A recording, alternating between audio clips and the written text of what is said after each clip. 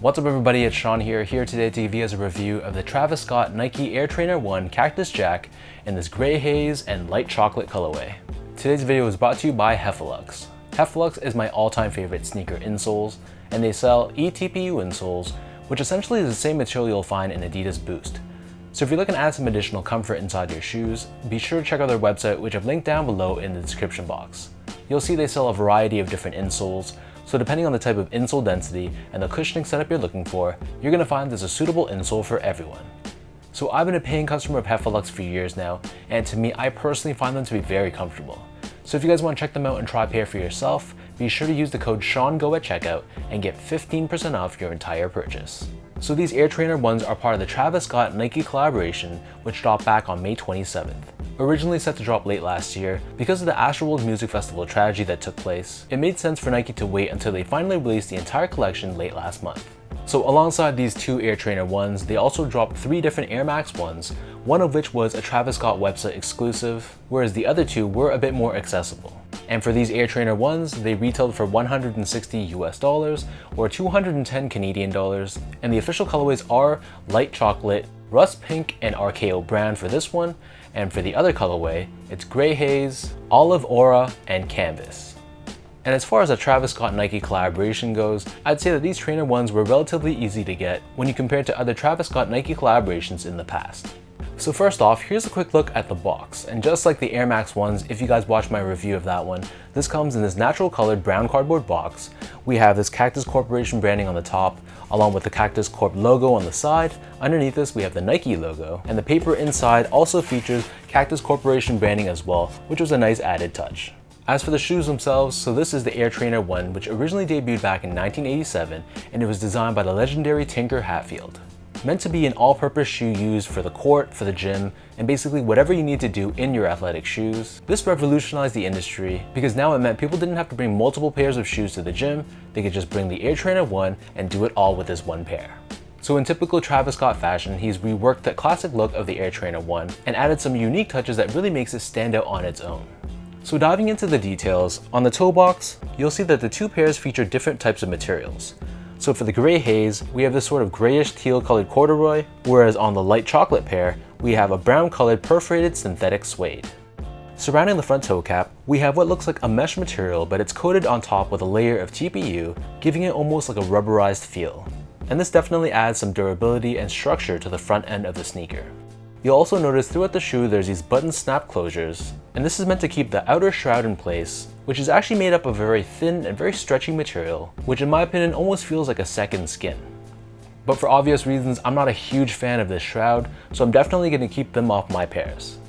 Moving downwards on the lateral side, for both shoes we have this overlay of corduroy, and it's done in a pale yellow color on this gray haze colorway, whereas it's done in more of a faded brown on the light chocolate pair. Next to this, we have more of that same corduroy done in a slightly different shade, and then the top 2 eyelets are done in this TPU finish. On the mid panel, we have the Nike swoosh, but this is done in 2 different ways. So for the gray haze pair, it's simply an outline of a swoosh that's stitched on, and personal opinion, I think this pair would have looked better with an actual swoosh that's a bit more visible. But in either case, for the light chocolate pair in contrast, the swoosh here is done in this fuse overlay in this darker brown color. On the medial side, however, they both feature that signature reverse swoosh that Travis Scott Nike collabs are known for.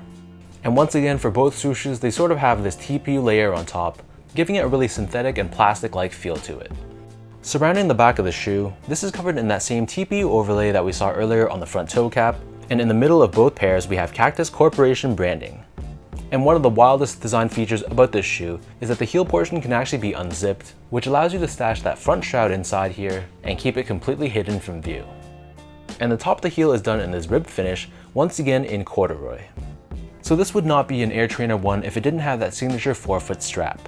So for the gray haze colorway, this is done in this yellow color with Cactus Corporation branding in green, whereas for the light chocolate pair, it's done in this dark brown color with Cactus Corporation branding done in a lighter shade of brown. And this is held together using Velcro, giving you that much added element of lockdown.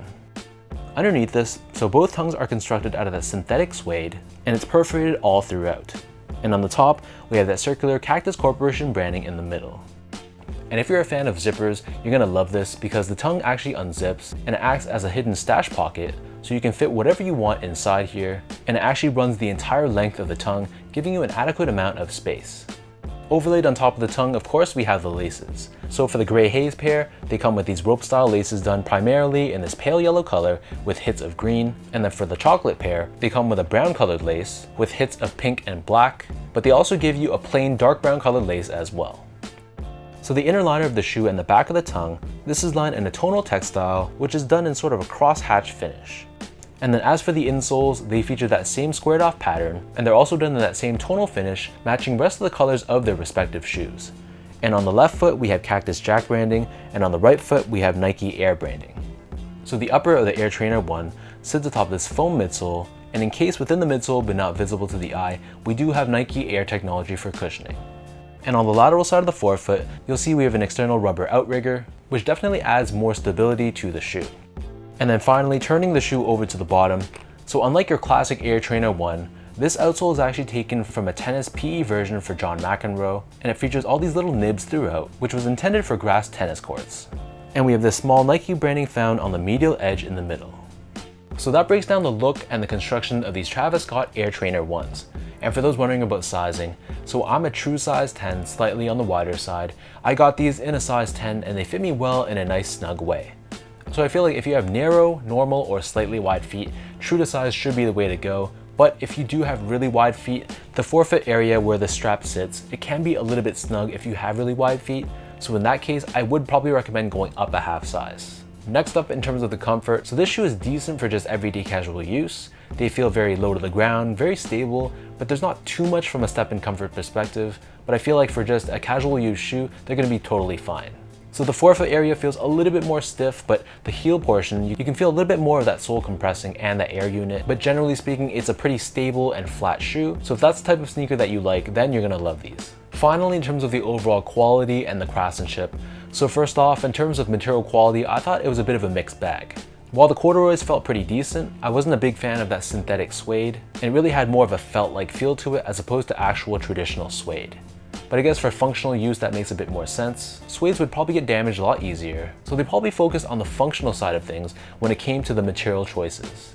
And in terms of the overall build and the craftsmanship, I thought it was decent. There were some issues like some inconsistent sizing with the panels, but it wasn't anything major, and I thought they did a decent job on the overall build.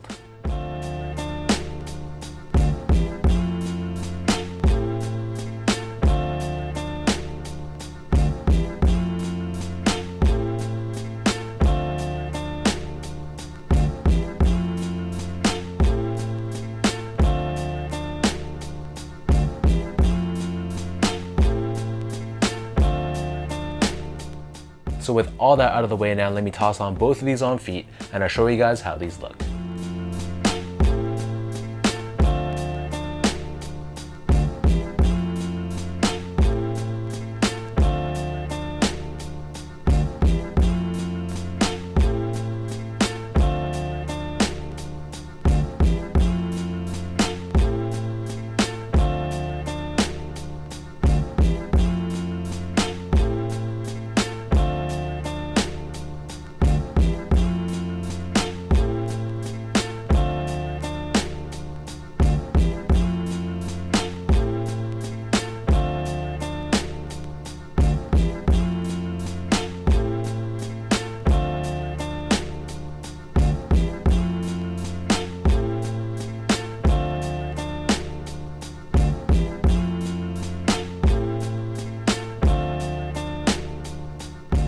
While the Air Max 1s get all the love when it comes to this Travis Scott Nike collection, I gotta give kudos to them for really thinking outside of the box. And first of all, even giving us an Air Trainer 1 collaboration, which that in itself was a bit of a surprise. And on top of that, really changing up a lot of things from your classic Air Trainer 1 to make it uniquely a Travis Scott release.